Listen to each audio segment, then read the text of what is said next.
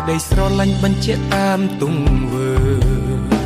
ខ្ញុំព្យាយាមធ្វើបង្ហាញគ្រប់ពេលថ្ងៃនេះចង់សួរមាសមេឲ្យបានច្បាស់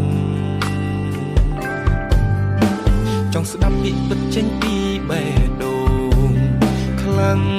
ណាស់ខ្លាចខ្លួនគិតផ្ដេញផ្ដាំងតែម្នាក់ឯងរហូត